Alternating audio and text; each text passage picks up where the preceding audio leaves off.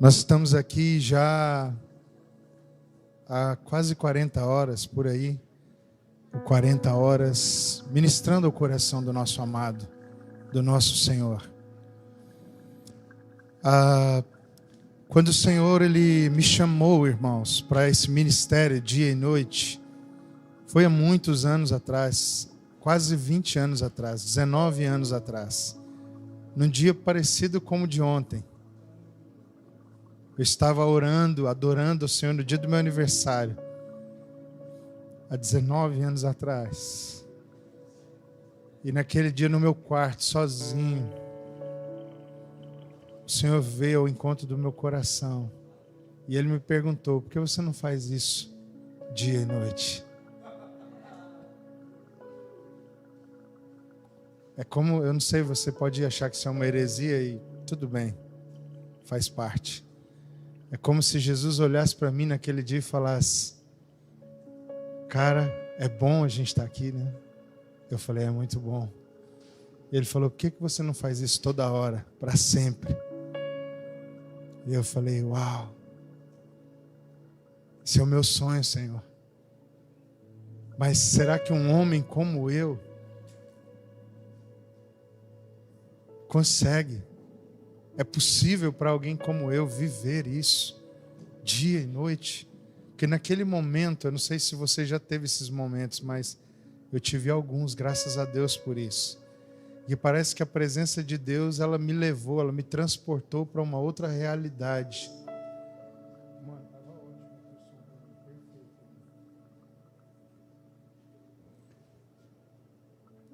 Me transportou para uma realidade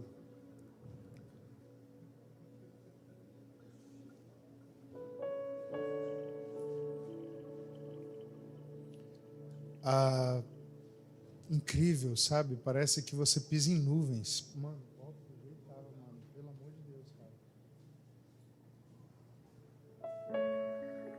E você, em um momento, você parece acreditar que você é uma pessoa meio celestial de verdade, literalmente, naquele momento em que a presença de Deus te alcança. E foram dias assim, momentos assim, que me parece que eu fui sendo construído pelo Senhor naquilo que eu fui me tornando e naquilo que eu fui revelando ao longo dos anos. E cada encontro desses, Rafa, eu tinha uma certeza, uma convicção travada dentro do meu peito. Eu nasci para contemplar, para ser fascinado, para conhecer o Senhor com todo o meu ser. E é por isso que eu vou gastar a minha vida. Eu quero gastar a minha vida, irmãos. Eu quero que você me entenda com muito respeito. Eu amo os irmãos, eu amo vidas, eu amo pessoas, eu amo a igreja do Senhor. Eu amo a minha família, eu amo o meu ministério, eu amo o que eu faço. Eu não sei se eu sei viver sem fazer o que eu faço. Eu não sei dizer para você se eu faço as coisas que eu faço porque eu sou o que eu sou, ou se eu sou o que eu sou porque eu faço as coisas que eu faço. Isso misturou-se tão profundamente dentro de mim que eu não consigo ver a minha vida sem a minha vocação. Mas eu tenho uma consciência, uma convicção dentro de mim. Isso tudo não se compara, irmãos, com o desejo, com a vontade, com o sentimento que eu tenho de conhecer a Cristo, de olhar nos seus olhos, de ver o seu rosto, de dia após dia ir me aprofundando no seu coração. Sabe, eu digo com muito respeito aos irmãos, sabe, irmãos, mas eu quero viver toda a minha vida realmente por causa da sublimidade do conhecimento de Cristo. E como eu estava dizendo, foi sendo encontros como esse que o Senhor veio ao meu encontro, que essa percepção da sua realidade foi moldando as palavras do meu coração. E quando eu digo as palavras do meu coração, me refiro às coisas que o Senhor falava comigo sobre o que Ele havia confiado em mim, ou a mim, para que eu fizesse para Ele. Todas as palavras que eu recebi do Senhor, que modelam a missão para a qual eu creio que eu nasci, e muitos de vocês também, para mim, foi modelada em sons, em imagens, em perfumes, em êxtases, onde a presença do Senhor vinha ao meu encontro, me envolvia completamente. Eu era transportado para esse lugar, como se eu entrasse por dentro de um portal. E ali eu me encontrava com o meu amado, como o Rafa leu agora há pouco, Cantares capítulo 1. E ali eu ia descobrindo que as palavras que eu havia recebido, que norteavam, que modelavam o que eu tinha que fazer, pastor Everaldo, tinha um som, uma trilha sonora. E essa trilha sonora era uma canção de amor entre eu e o meu amado.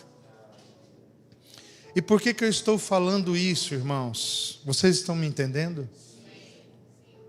Talvez isso pareça até enfadonho, cansativo para você, mas para mim isso é um peso. Eu preciso ser fiel. Eu preciso ser fiel. Irmãos, se qualquer um de vocês decidir ir embora, nos deixar, me deixar, na nossa, eu não estou dizendo a igreja, na nossa comunhão, no nosso relacionamento, você, cara, eu não quero mais ter comunhão com você, eu não quero me encontrar mais com você, eu vou ficar muito triste. Vou ficar muito triste. Mas eu vou permanecer o mesmo, fazendo a mesma coisa. Eu sou obstinado quanto à presença de Deus, irmãos. Eu só não posso ficar sem a presença de Deus. Eu quero que você entenda isso nessa manhã. Nós estamos no final de um tempo de muita entrega ao Senhor.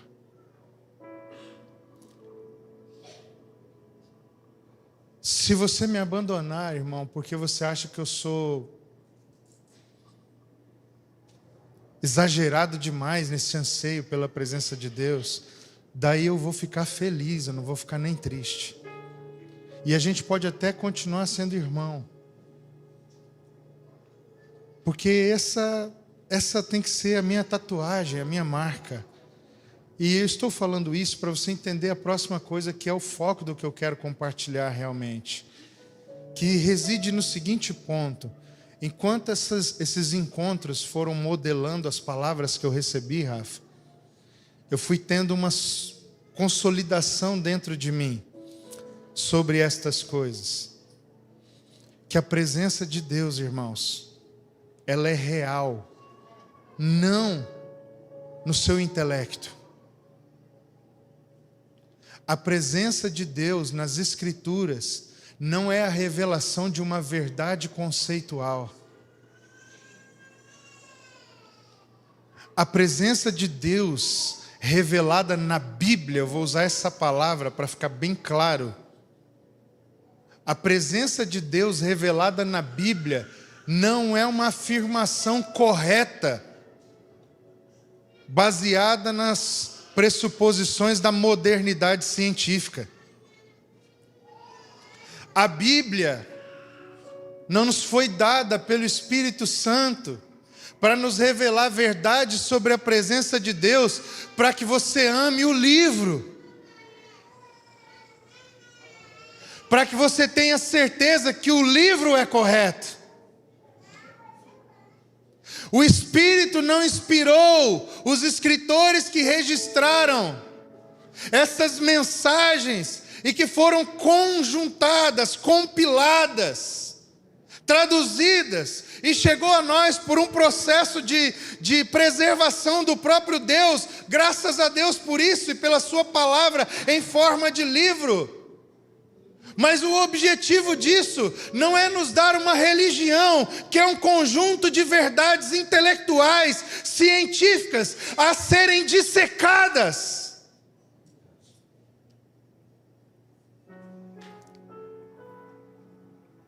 O objetivo da Bíblia, ao apresentar verdades reveladas sobre a sua presença, é te fazer entender que essa presença deseja, pode e irá se manifestar àqueles que o amam, àqueles que o buscam, àqueles que o desejam.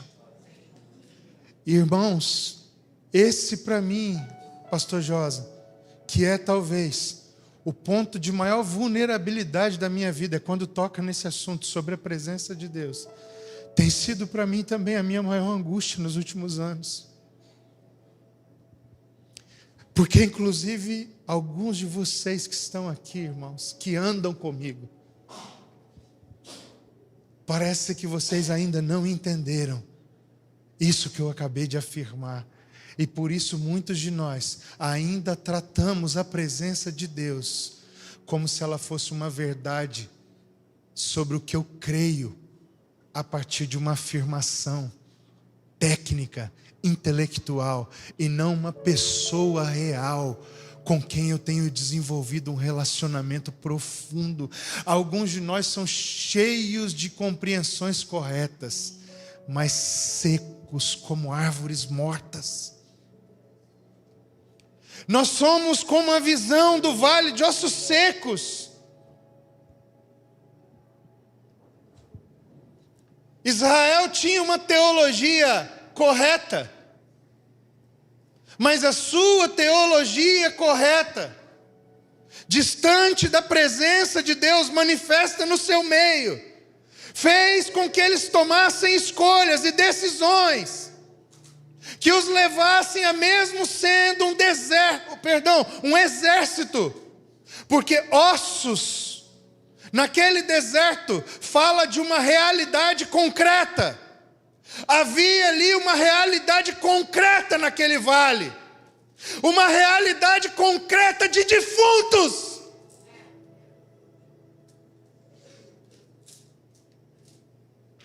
E essa é a minha grande angústia. O que é o meu grande peso no Senhor? O que é a minha grande inspiração de vida? Tem se tornado a minha grande angústia. Porque falar sobre a presença real de Deus no meio de crentes, no meio de cristãos, se tornou um assunto que traz repulsa.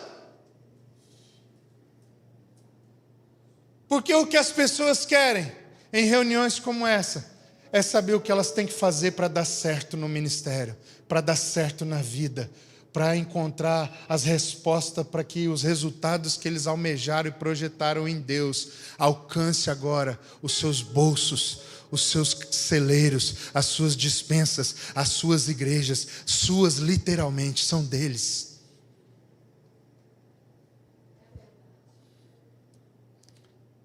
Irmãos, mobilizações como essas existiram por causa disso, surgiram por causa disso. Será que existe alguém que, como eu, não está conformado com o nível da presença que alcançou?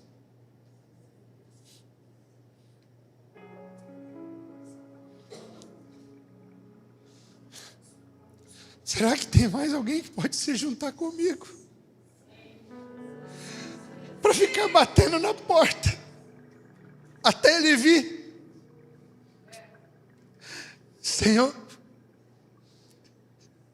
eu vim ontem, mas eu vim hoje de novo.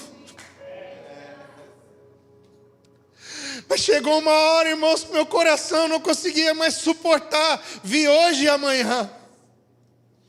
Eu comecei a descobrir, os anos foram passando em cada encontro, que sozinho eu não ia conseguir ficar batendo na porta dia e noite até ele vir. Então eu tomei uma decisão, irmãos. Será que eu consigo despertar mais pessoas para isso?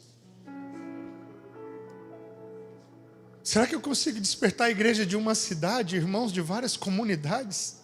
Porque eu não quero fazer isso só entre os meus, aqueles que têm a minha linguagem. Eu quero passar por cima das diferenças e ver o povo de Deus ser o lugar onde a sua presença habita. Ainda que agora nós não tenhamos essa realidade permanente, será que por 40 horas, por 72 horas, por 120 horas, nós conseguiríamos nos reunir como igreja numa cidade e ver a presença nos tirar para dançar, nos chamar para cantar, nos levar ao arrependimento, à cura?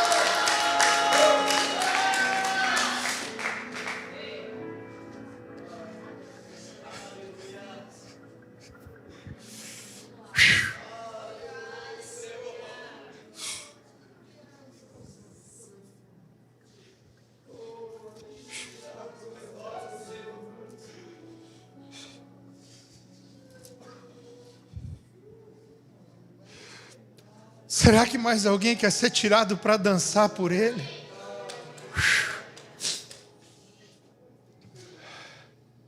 Nós substituímos a presença manifesta por expressões emocionais que fazem parecer que foi Ele que nos tocou, sendo que na verdade foram as nossas emoções que extravasaram. E eu não tenho problema nenhum com isso. Eu adoro meninice. Mas eu estou falando da presença de Deus. Extravasar as emoções num culto é importante, tão importante quanto ir numa partida de futebol com seus amigos no fim de semana. Mas ser tocado pela presença de Deus e responder a isso é parte do toque eterno de Deus, do que será a sua constituição para sempre.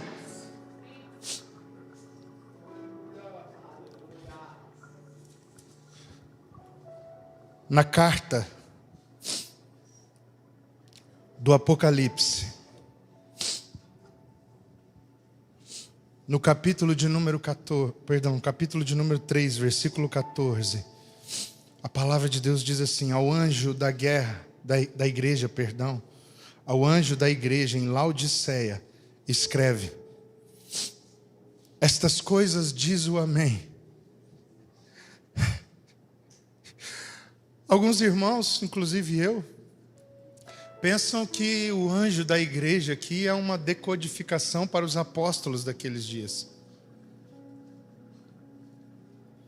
É um código aqui para o mensageiro, ou aquele que tem a palavra, e a palavra é o testemunho de Jesus Cristo, que ele diz no capítulo 1, que foi entregue aos apóstolos que ele chamou, e sucessivamente à igreja por meio do ministério apostólico.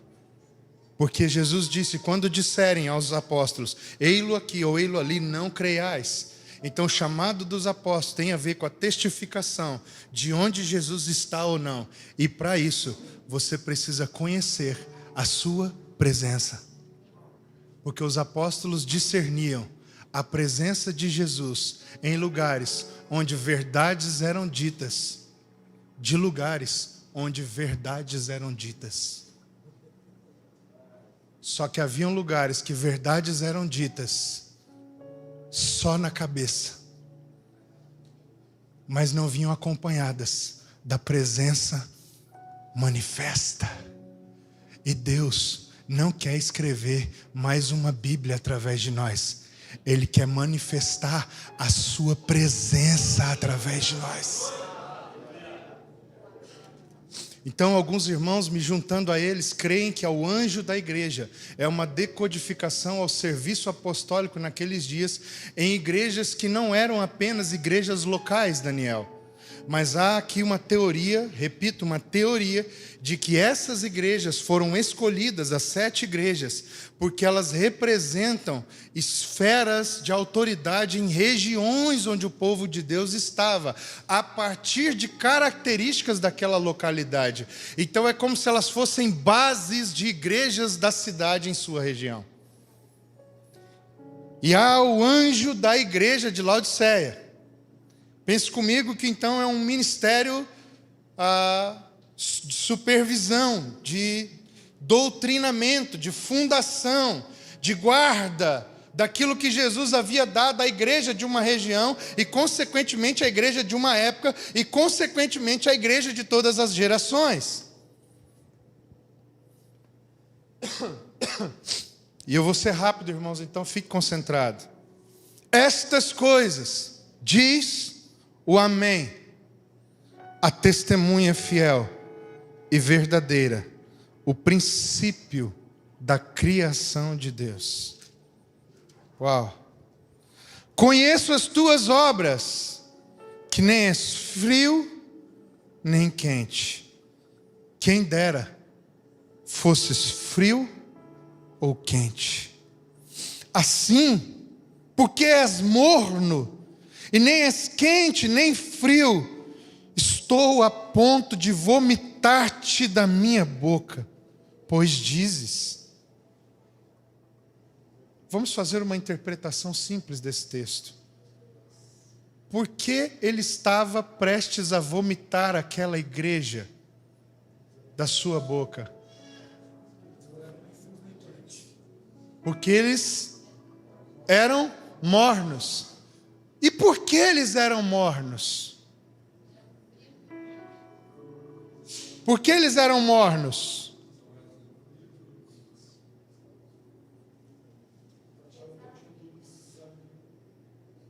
Porque eles eram mornos é o que nós vamos ler. Preste atenção. Quem deras fosse frio ou quente. Assim, porque és morno, e nem és quente nem frio, estou a ponto de vomitar-te da minha boca. Por que ele estava a ponto de vomitá-los? Porque eles eram mornos. E o que é ser morno? É ser nem frio nem quente. O texto explica. Esse não é o porquê, isso é o que é. O texto é explicativo. Ele está explicando o que é ser morno. Ser morno é não ser nem frio nem quente. Então ser morno e nem frio nem quente são a mesma coisa. Tudo bem até aí? Irmãos, vocês estão comigo, pessoal aí de trás? Quando eu pergunto tudo bem até aí, vocês também são parte da interação. Não é só a galera aqui da frente. Vocês precisam ser pegos. Interaja com a palavra. Rasgue seu coração diante da palavra.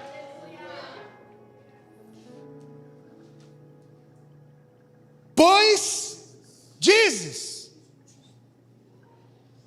O que é que fazia Jack Johnson? Aquela igreja ser morna. O texto está explicando o que fazia aquele povo ser morno.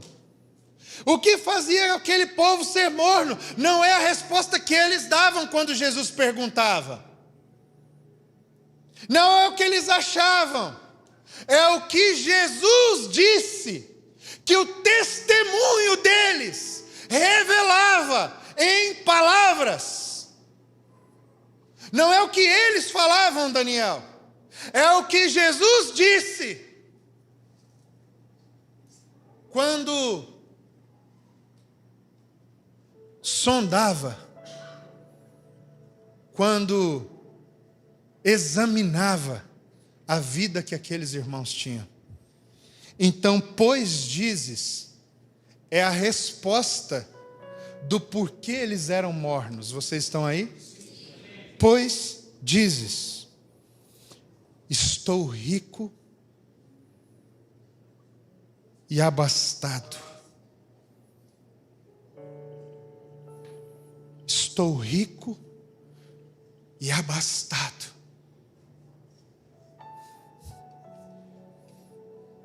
E não preciso de coisa alguma.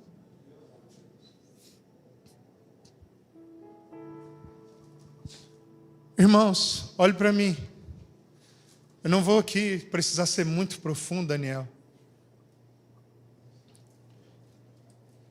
Mas é comum no mundo em que vivemos, que tem muitas semelhanças do tempo de Laodiceia, que ricos sejam mornos.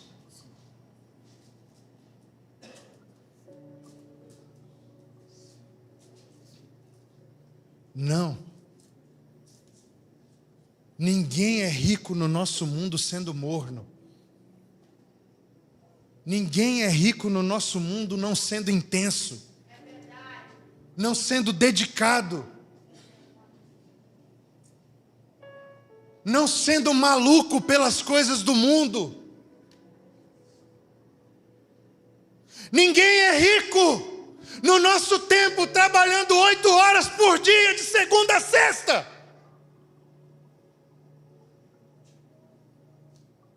Raciocine, irmãos. Não existem, via de regra, ricos mornos para as coisas dessa vida. E como eles eram em Laodiceia, do mesmo jeito. Só que no que tange a presença de Deus, no que tange as coisas do Espírito, você pode não ter mais vida para ser intenso, porque toda a vida que você tem, você gasta para não precisar necessidade mais coisa alguma, inclusive do Senhor.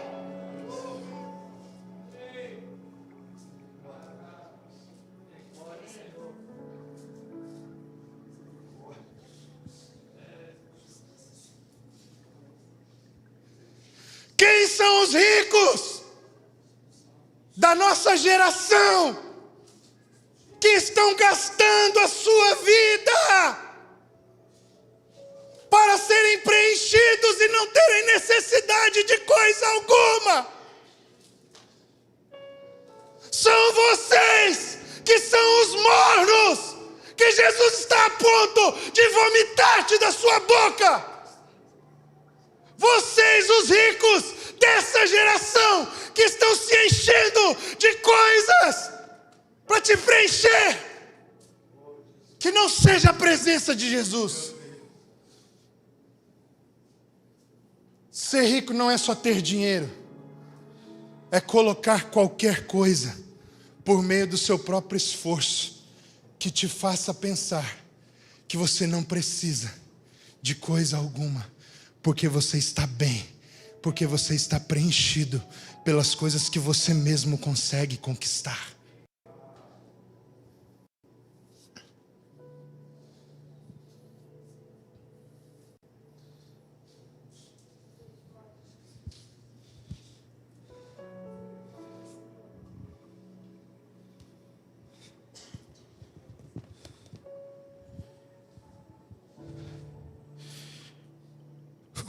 Estou rico e abastado e não preciso de coisa alguma.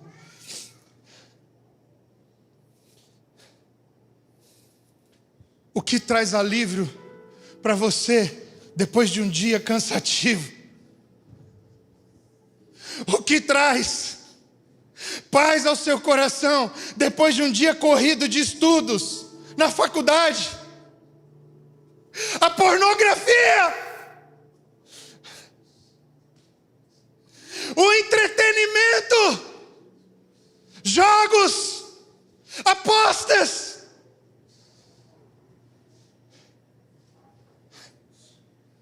O que traz conforto a você quando você está cansado e senta no sofazão da sua sala, cara? É isso que pode estar tornando você rico aos olhos de Jesus.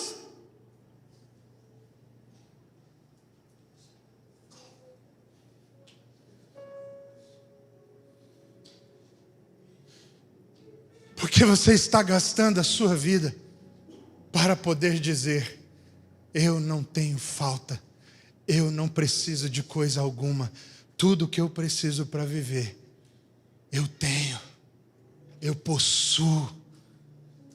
Rico é aquele que possui o que julga precisar.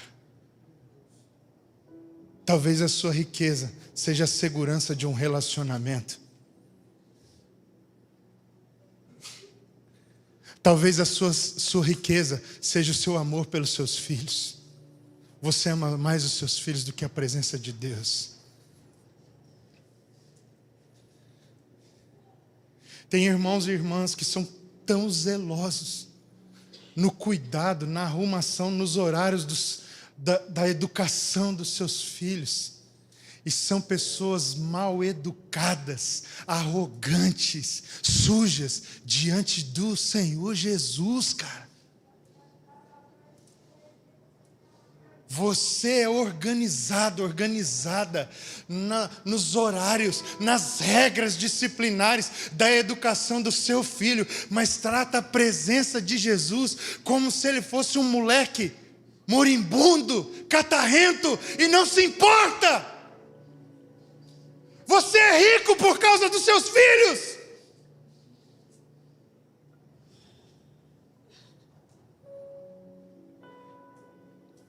Tem irmãos nesse tempo que são tão zelosos quanto ao horário do seu filho acordar, o horário do seu filho dormir. Eu quero saber, e quanto ao horário de você estar com o Senhor? Se você não é rico e ama a sua presença,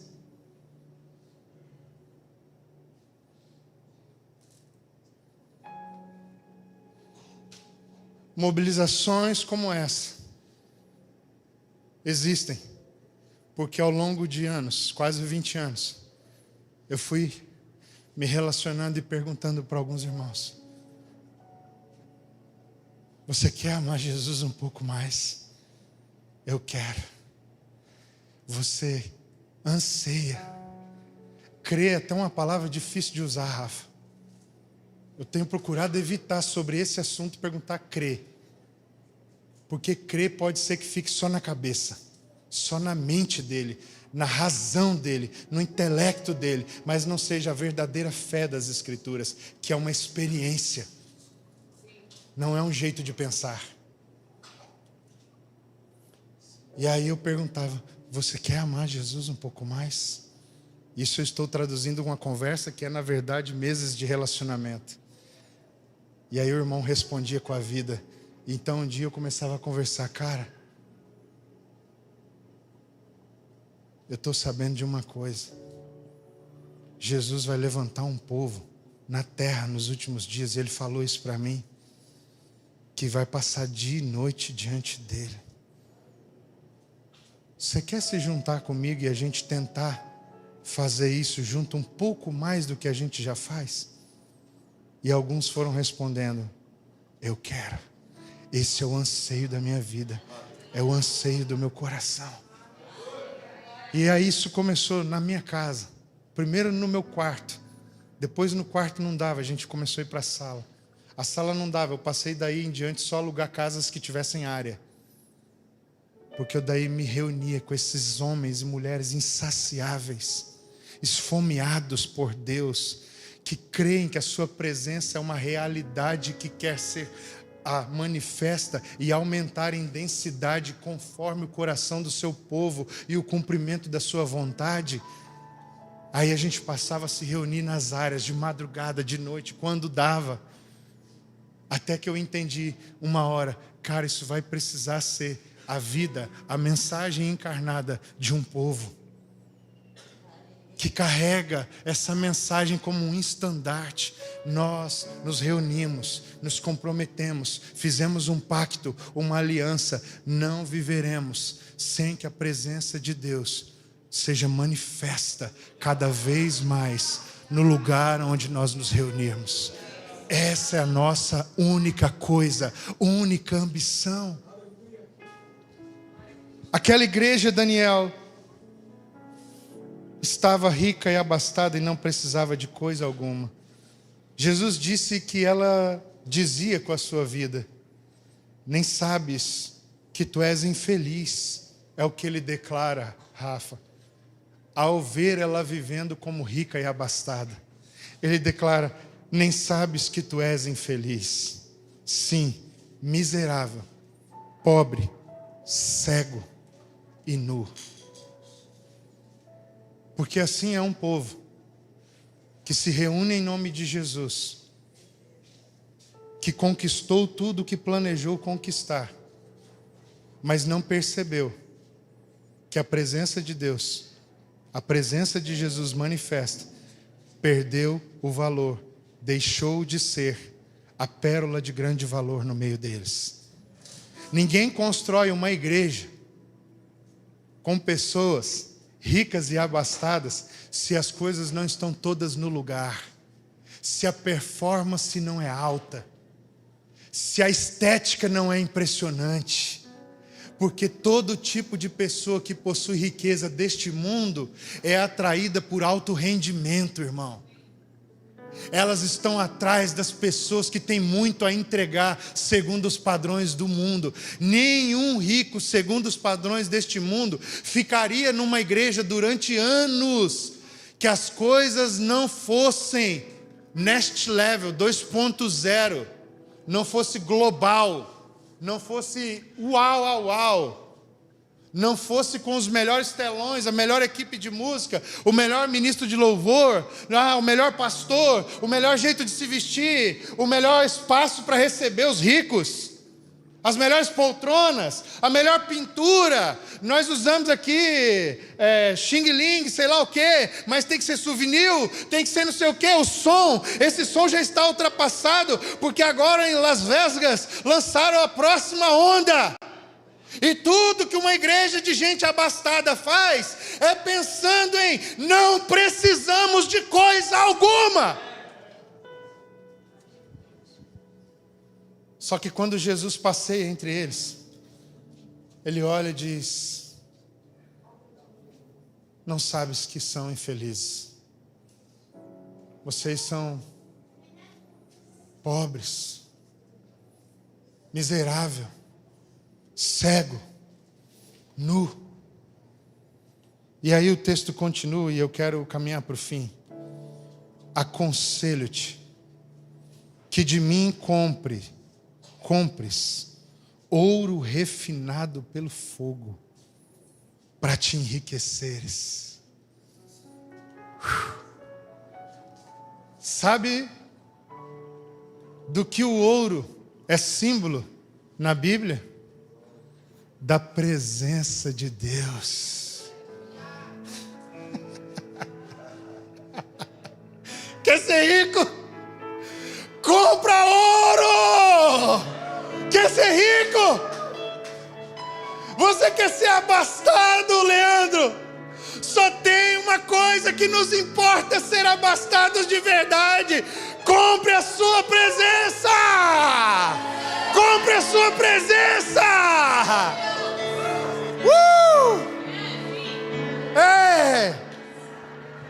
Aqui nós não estamos interessados em saber seu contra-cheque, cara. Nós não queremos saber com que carro você chega na reunião, irmão. Nós queremos saber quem de nós está carregando a presença hoje. E mais amanhã, mais amanhã, mais amanhã, mais amanhã, mais amanhã.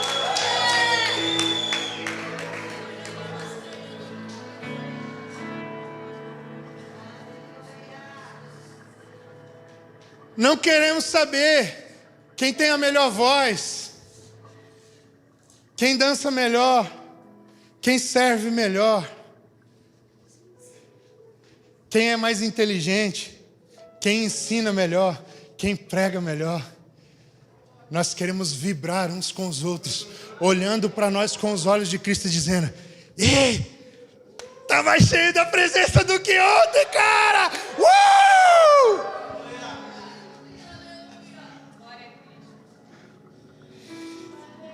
Compres de mim ouro refinado pelo fogo.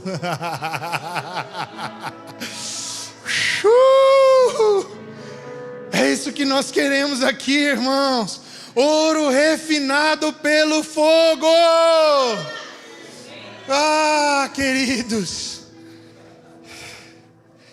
Vestiduras brancas para te vestires. Pureza, simplicidade. Nós não queremos impressionar as pessoas pelo nosso mérito, pela nossa apresentação, pastor Josa. Pelo contrário, vou confessar meu pecado, às vezes eu fico até feliz quando alguém me julga pelo externo. Porque para mim entender, vai ter que superar o desafio de enxergar pelos olhos carnais.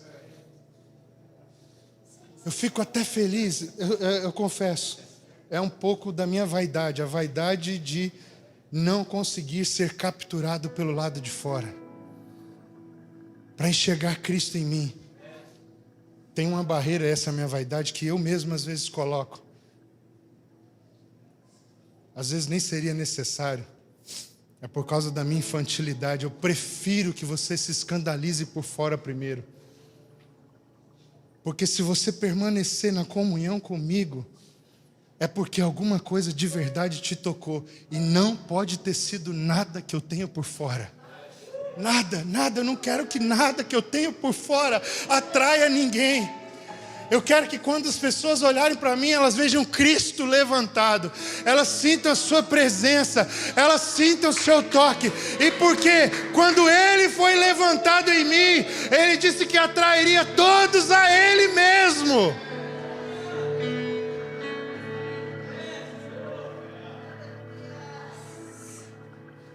Eu não quero ter uma escada minha para tentar levar as pessoas a Cristo.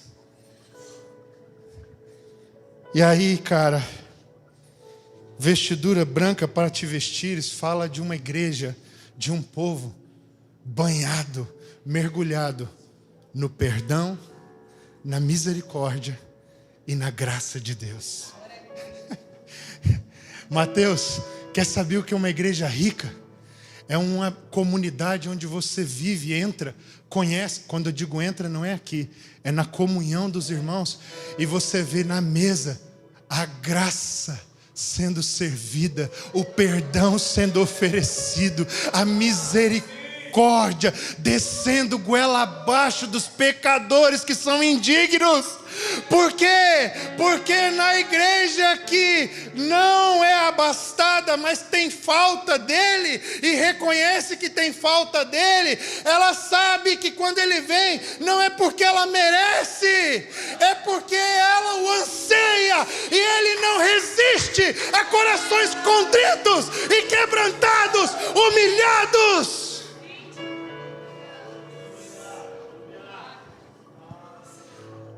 Irmãos, eu não quero construir uma família de gente religiosa sem erros para acusar os outros. Eu quero construir uma mesa onde o pecador pode sentar com a gente e se sentir bem-vindo. Fala, uau! De vez em quando isso acontece com a gente, né, Rafa? De vez em quando a gente está sentado em algum lugar, um morador de rua, um drogado, alguém senta e começa a dar uma aula para a gente sobre Bíblia, teologia, sobre o jeito certo de fazer igreja. Cara, que top! Você é um palestrante evangélico, irmão, né? Bem evangélico. Começa a dar uma palestra, eu fico feliz, Ada. Isso me lembra de que a nossa mesa é um lugar onde quem tem fome, vem. Quem tem sede, pode vir. A porta não está aberta, ela está escancarada. Vem, vem. Usou droga? Usei aonde? Ontem, agora, acabei de usar. Vem. Você tomou cachaça, você bebeu, você encheu a cara.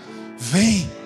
Você fez o quê? Você se prostituiu. Vem. Senta na mesa da graça se você tem fome, se a sua alma anseia, se você tem sede e fome do Senhor. Nós não nos sujaremos, nós transbordaremos do sangue de Jesus. Se você comer do que nós temos comido, se você beber do que nós temos bebido, é do seu interior que vai passar a fluir um rio, porque do nosso já está fluindo, e não é porque merecemos, é porque Ele veio, é porque Ele veio.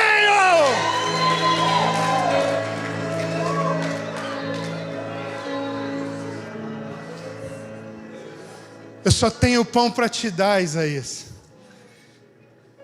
porque o que eu recebi do Senhor, isso eu também te entreguei. Não é porque eu tenho dinheiro para comprar pão, é porque eu comi daquele que se repartiu. E agora eu tenho uma responsabilidade. Se eu comi de graça, eu vou repartir de graça.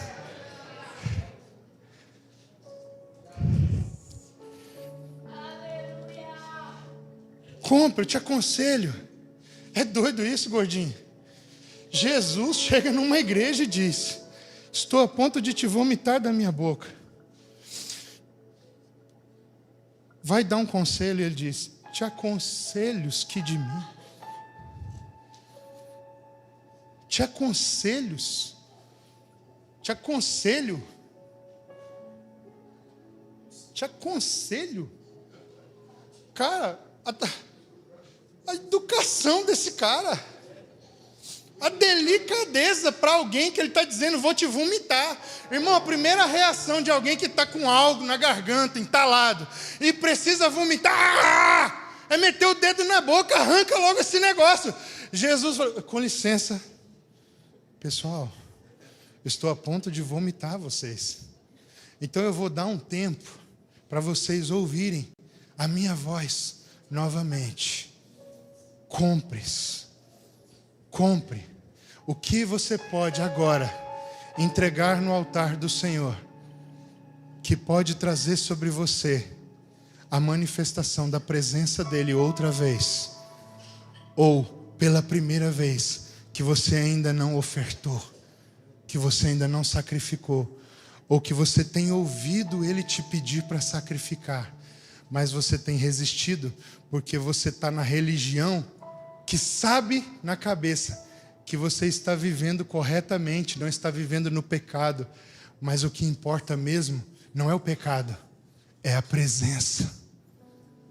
E mesmo você vencendo o pecado na sua carne, você não ama o Espírito pela fé no homem interior. Eu prefiro um homem pecador que ama a presença de Deus, mas ainda não conseguiu vencer o pecado, do que um homem religioso que bate no peito para dizer que é santo, mas está seco, morto, a ponto de ser vomitado, porque ele virou alguém com um comportamento religioso correto, mas ele não tem amor, vida, ele não tem paixão pelo Senhor. Esse é o homem que, quando coloca uma mesa, ele coloca uma mesa que tem critérios da sua religião para se sentar. Mas alguém que comprou o ouro refinado dele, quando coloca a mesa do lado de cá, vestiduras brancas. Sabe por que vestiduras brancas, pastor Isaías? Porque vestidura branca, você só pode distinguir uma coisa por ela: pureza. Vestidura branca não revela status, hierarquia, condição social, condição econômica. Quem está do lado de cada mesa, servindo a mesa, não pode ser discernido pelos valores dos homens. Só consegue discernir quem está na mesa vestido com vestiduras brancas, quem também tem o Espírito Santo de Deus. Me parece que isso está na Bíblia, em 1 Coríntios. Se vocês são carnais, a ninguém vocês podem discernir, mas aqueles que são espirituais e têm a mente do Senhor, a todos discernem e por ninguém são discernidos. Porque se você vai até alguém, Rafa, que o que tem, sabe que é porque comeu perdão, misericórdia e graça, você fala com ele achando que quem sabe tudo é você e ele não sabe nada. Se alguém vai a ele achando que não sabe nada, ele lhe dá tudo que tem e você passa a ser o grande sábio ali, cara. Porque ele por ninguém pode ser discernido, mas a todos discerne. Anota isso. Isso é algo importante para o exercício do ministério de vocês. Discernimento não pode andar separado de consciência de perdão, misericórdia e graça. Vamos encerrar?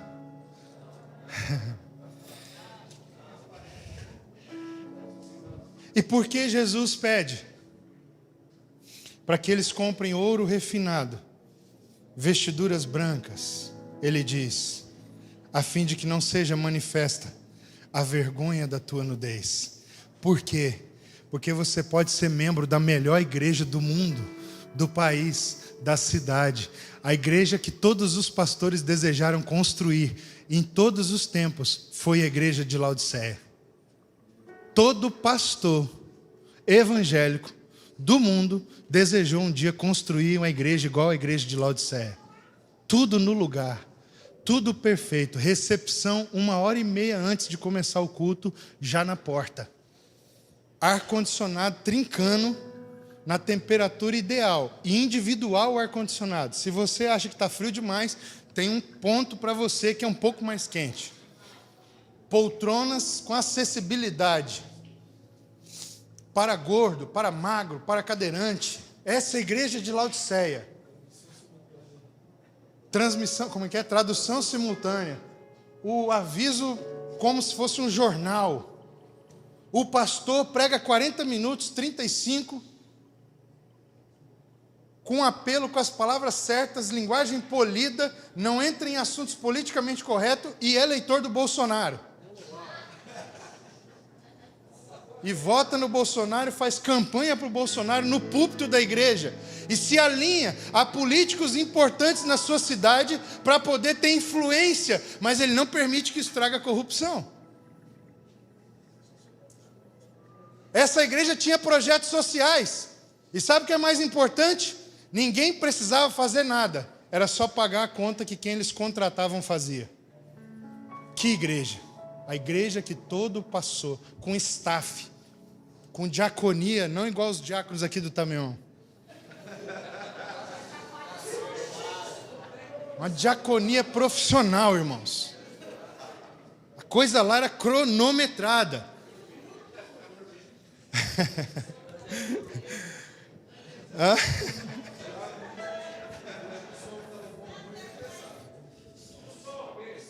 Som? Que isso? Não entra em assuntos polêmicos aqui não, irmãos. Vamos continuar na mensagem. Entendeu? O pastor da igreja era corintiano, não era flamenguista.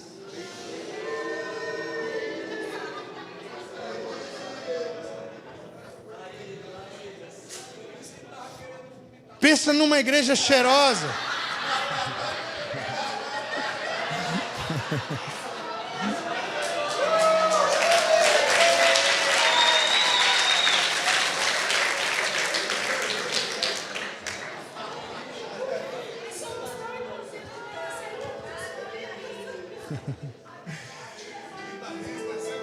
Não, vamos parar aqui, porque imagina, eu estou com o microfone na mão, se eu for falar dos guitarristas...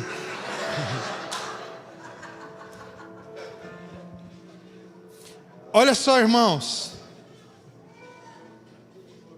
A igreja era perfeita, a igreja que todo pastor sonha em construir. Eu não estou falando de gente falsa, não. Gente que quer ver as coisas corretas, as coisas organizadas. Os documentos dessa igreja era tudo, sabe, alinhadinho, tudo. O cartório usava o documento deles como modelo para a sociedade. Tudo ali estava lindo, maravilhoso, eles eram reconhecidos, a igreja era importante. Eles tinham o clube cristão gospel que faz obra de justiça na cidade. Ali estava tudo, cada coisa no seu lugar, tudo funcionando perfeitamente. Eles só não tinham mais ouro refinado pelo fogo. Você entende isso? Eles só não estavam mais com as vestiduras brancas.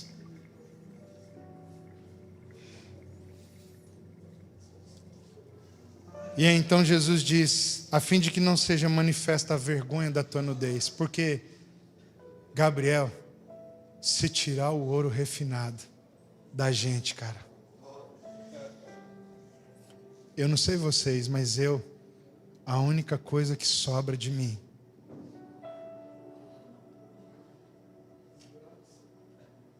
é pobreza, miséria, cegueira, vergonha. Se há algo em mim que tem algum valor, não tenha nenhuma dúvida, nem um dia. Sobre você, talvez você pode até ter dúvida, mas sobre mim não tenha. É Cristo mesmo, irmão.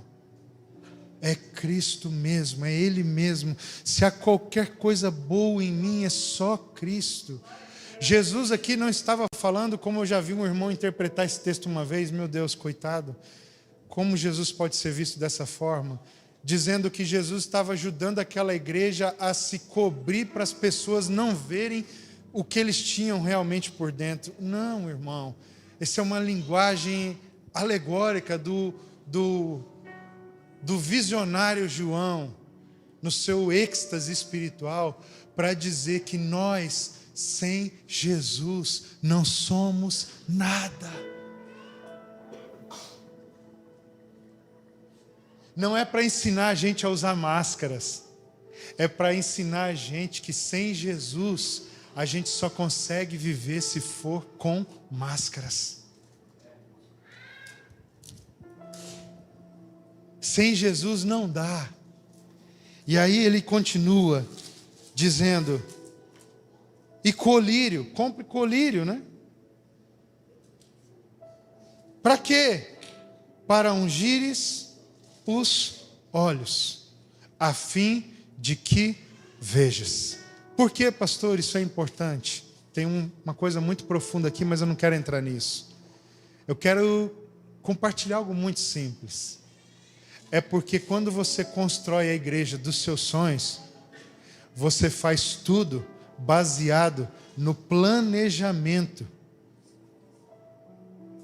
que você, a partir das tendências do seu tempo e da sua época, consegue projetar.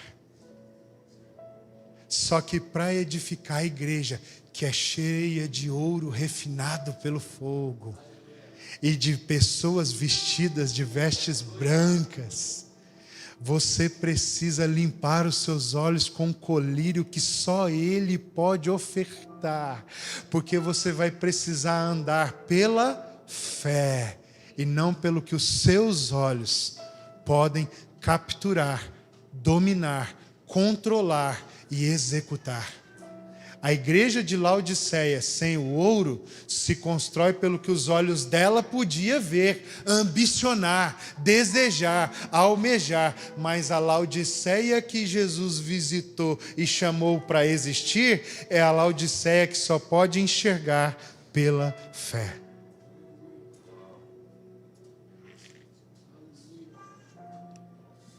Você está aí? Nós precisamos andar pela fé.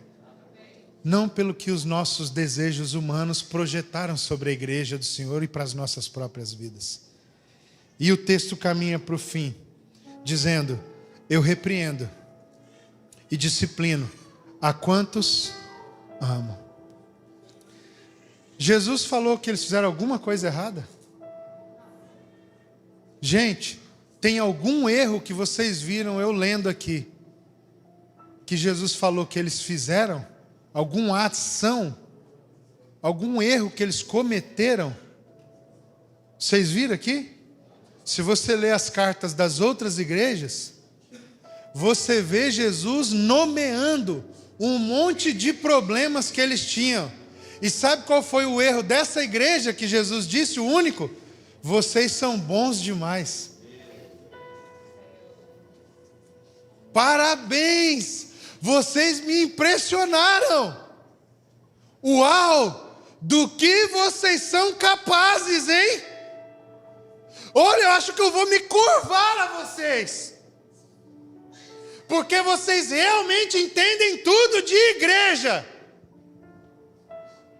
Vocês não precisam até de mais nada. Uau! Que pastor! Que missionários, que obreiros, que adoração! Parabéns, pessoal! Vim entregar para vocês hoje o certificado de igreja ISO 9000. Não é 9000 que fala? É 9000, né?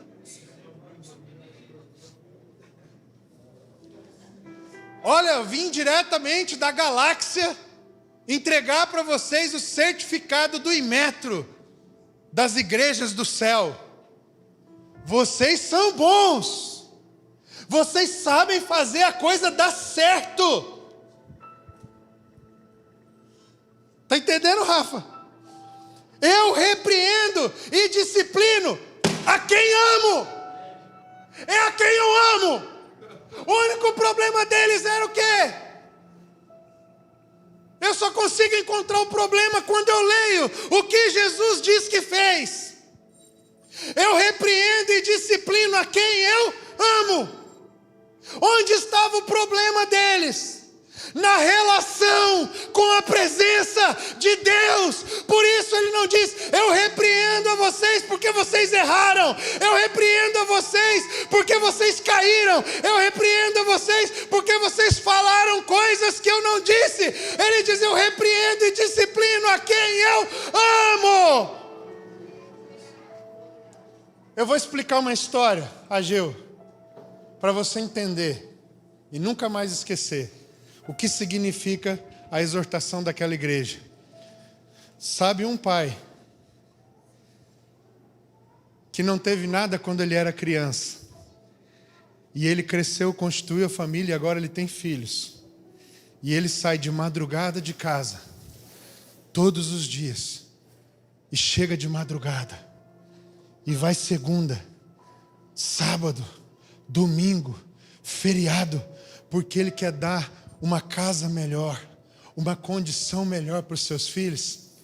E quando ele chega com 50, 60 anos, ele descobre um dia que ele deu tudo o que o mundo pode dar para os seus filhos, mas os perdeu enquanto ele tentava enchê-los das coisas desse mundo. Ele os esvaziou da única centelha que ele poderia dar a eles, que daria a eles identidade e segurança por dentro, para enfrentar qualquer desafio da vida: paternidade. Sabe qual é essa história? A igreja de Laodiceia é o pai que foi dar tudo que achava que poderia entesourar para os filhos. E Jesus é o filho de 20 anos que chega na igreja e diz para ela: obrigado por tudo que vocês conquistaram e fizeram. Vocês só esqueceram de me dar atenção. Vocês só esqueceram da minha presença. Vocês só esqueceram de ficar comigo. Jesus é tão brutal na sua humildade que ele chega nessa igreja não como se ele fosse o pai que foi abandonado pelo filho, como se ele fosse o filho que foi abandonado pelo pai. É isso, Rafa, que significa: eu repreendo e disciplino a quem eu amo. Obrigado pelos presentes. Obrigado pelo muito tempo de serviço. Eu reconheço, vocês são uma igreja muito boa. Mas o que eu vim aqui dizer para vocês hoje é que vocês construíram isso tudo, mas a minha presença vocês abandonaram. E como tudo o que Jesus faz é por causa do amor, da comunhão, da presença, esse é o ponto de partida mais alto e mais profundo que uma igreja pode almejar ter. Está entendendo, Paula? Porque ele diz: eu repreendo e disciplino a quem eu amo, porque não é sobre o que eles haviam feito, era sobre eles terem se esquecido da presença dele.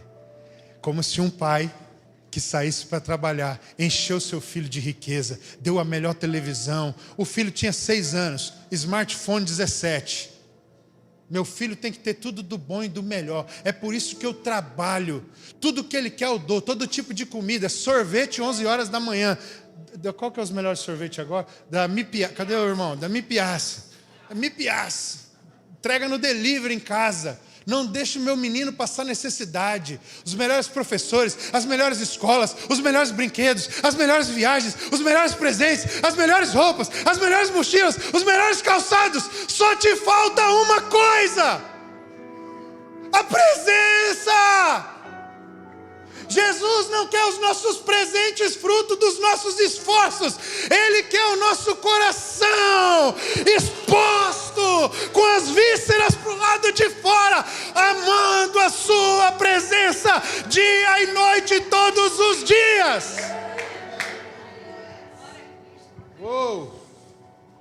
E ele diz, verso 20: eis que estou à porta e bato. Se alguém ouvir a minha voz e abrir a porta, entrarei em sua casa, cearei com ele e ele comigo.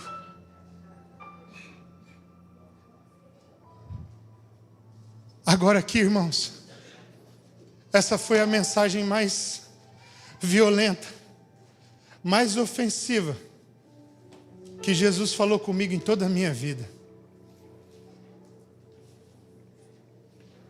Porque quando eu comecei a entender o que significava a igreja de Laodiceia, Daniel, que eu entendi que a igreja, a melhor igreja da Bíblia, a igreja mais completa das Escrituras, a igreja mais referencial de tudo bem feito que existe, fez tudo isso colocando Jesus para o lado de fora dela. Porque só tem um jeito da gente fazer tudo perfeito, do nosso jeito. É se a gente pedir para Jesus se retirar com as nossas atitudes. E para pedir para Jesus se retirar, irmão, não é preciso dizer para Ele vai embora. Só é necessário ir deixando a sua presença aos poucos. Nos reunimos aqui, ninguém sentiu nada. Ninguém foi tocado por Deus, mas o louvor foi bom e bíblico. A palavra foi pregada. Culto de 1 hora, é isso que importa. A igreja estava cheia de pessoas, é isso que importa. Segue, nós não precisamos sentir a presença de Deus. E os enfermos, continuem enfermos. É para isso que o Senhor deu a medicina. E os doentes de alma, procure os psicólogos. Louvado seja Deus pelos psicólogos. E os pobres, a gente pegou um pouco da oferta e deu para eles, ou mandou uma cesta básica. Glória a Deus. A questão é, alguém foi atravessado pelo amor, foi atravessado pela presença, teve um toque no Espírito e nunca mais será o mesmo, ou ficou tudo no intelecto? Se ficou tudo no intelecto, nós estamos mais próximos de Laodiceia.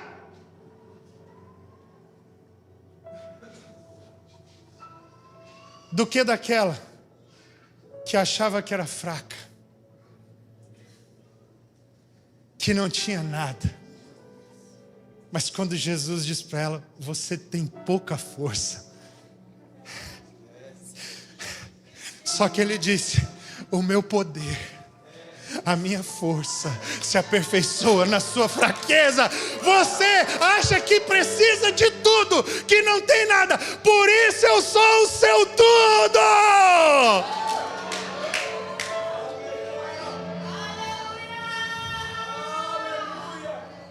Olha Jesus para aquela igreja, Caíne.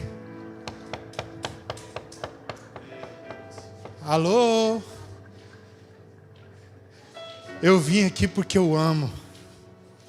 Estou dizendo essas coisas porque eu amo, Clebinho. Alguém aí para abrir a porta? Se alguém abrir, eu vou entrar. Se eu entrar, eu vou cear com aquele que abrir.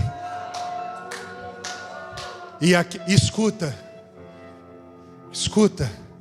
Quando Jesus te tocou pela primeira vez, abre espaço aqui, criança, abre espaço.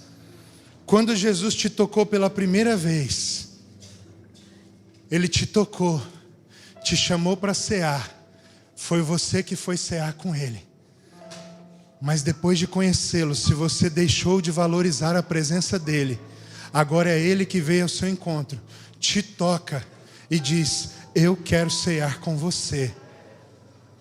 Você não consegue mais voluntariamente ir lá e cear com Ele.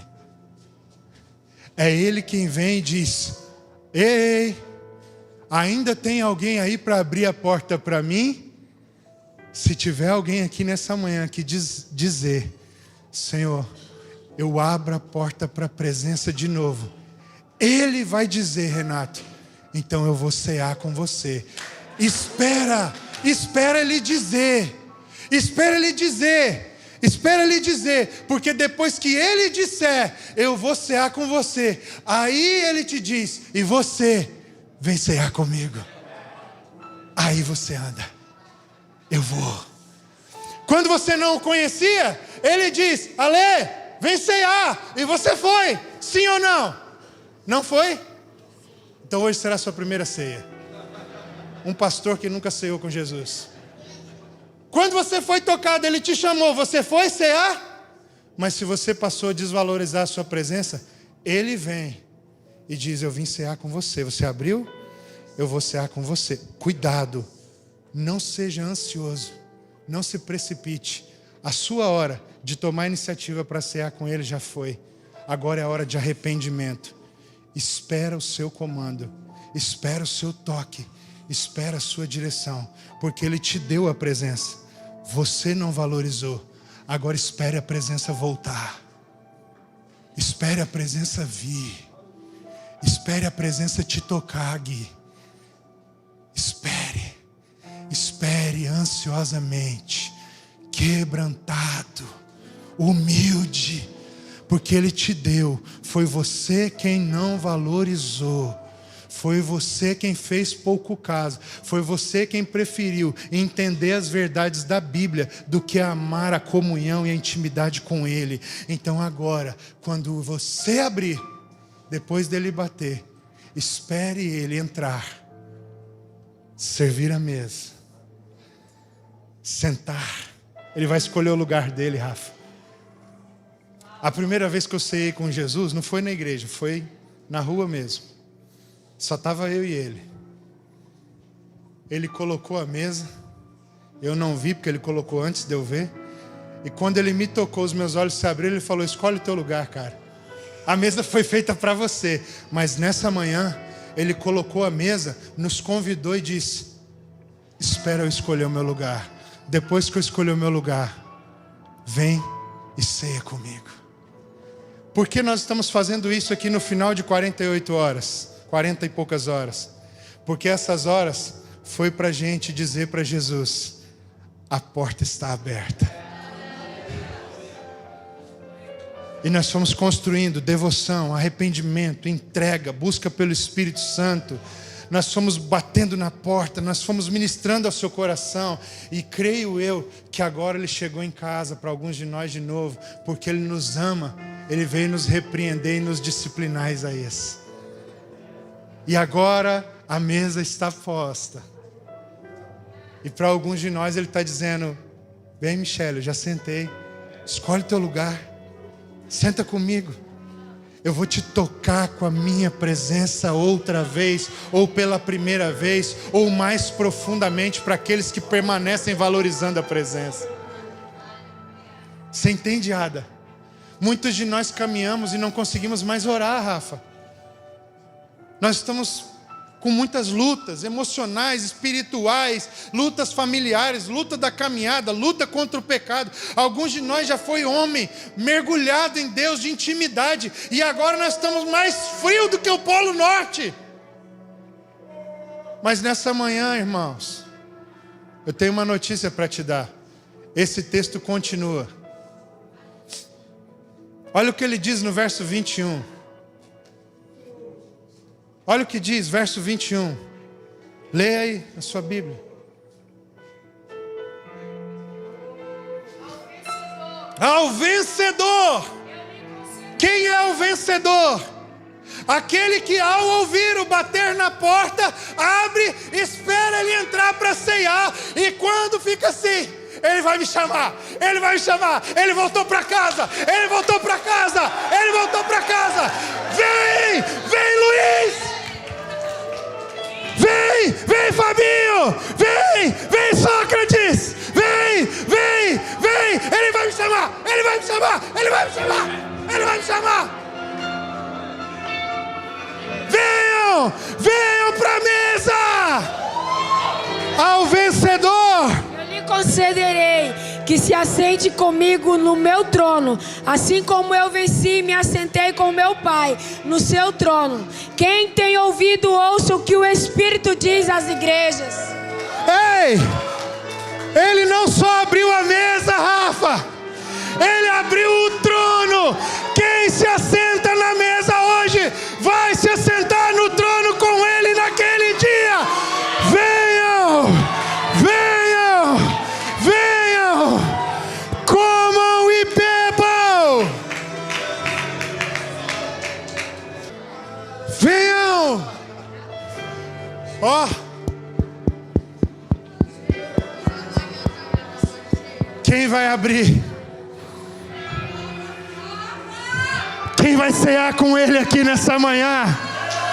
Vamos, compre ouro refinado pelo fogo, vestes, vestiduras brancas, compre colírio e veja, compre colírio e veja, compre colírio e veja.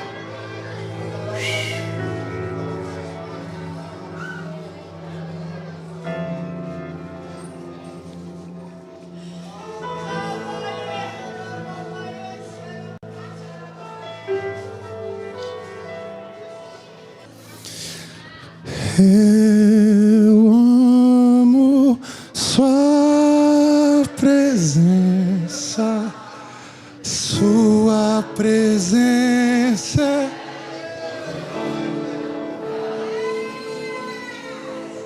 Eu amo.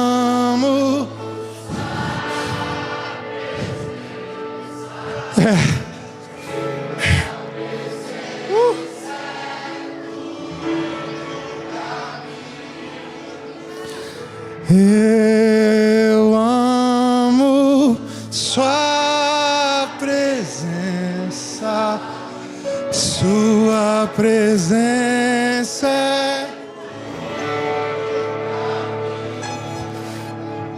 Eu amo. Essa é a nossa última declaração, como um só homem, consagrando a nossa mobilização a Ele. Declare isso juntos. Vamos juntos. Vamos juntos. Vamos juntos.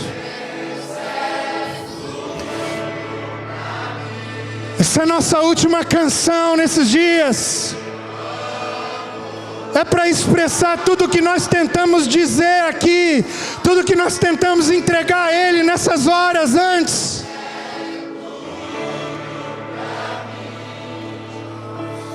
Eu amo sua presença, sua presença é tudo pra mim.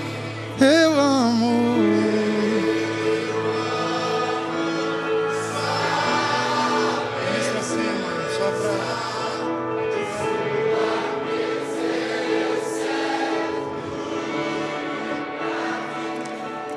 Na noite em que Jesus foi traído, Ele tomou o pão, tendo dado graças, o partiu e disse: esse é o meu corpo, partido por amor a vocês.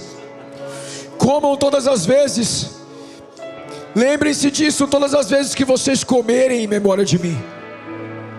E do mesmo modo Ele tomou o cálice e disse: esse cálice é a nova aliança no meu sangue. Bebam, façam isso todas as vezes que vocês comerem e beberem em memória de mim. Porque todas as vezes que comerem esse pão e beberem esse cálice, anunciarão a morte do Senhor até que venha. Nós queremos comer de sua presença, meu Senhor. Nós queremos comer de sua presença até que você venha. Até que você venha.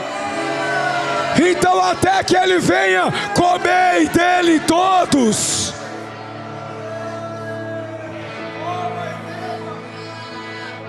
Coma e beba, dê graças, coma e beba. Obrigado, Senhor. Obrigado, obrigado, obrigado por nos chamar de novo à sua comunhão.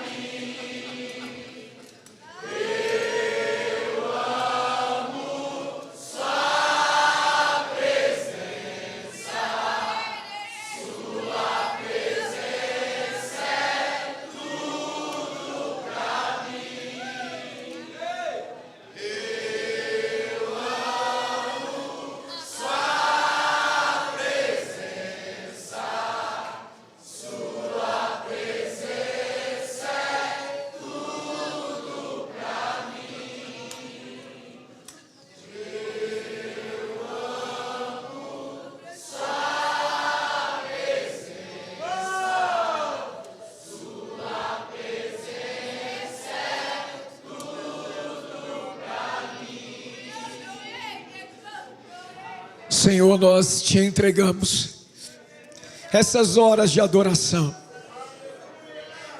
E essa é a nossa última declaração, Senhor. Recebe este incenso que sobe carregado de um só desejo: honrar a tua presença, honrar a tua presença, honrar a tua presença. Te dedicamos estas 40 horas, Senhor. Muito obrigado por cear conosco. Queremos honrar a sua presença de agora em diante, em nome do Senhor Jesus.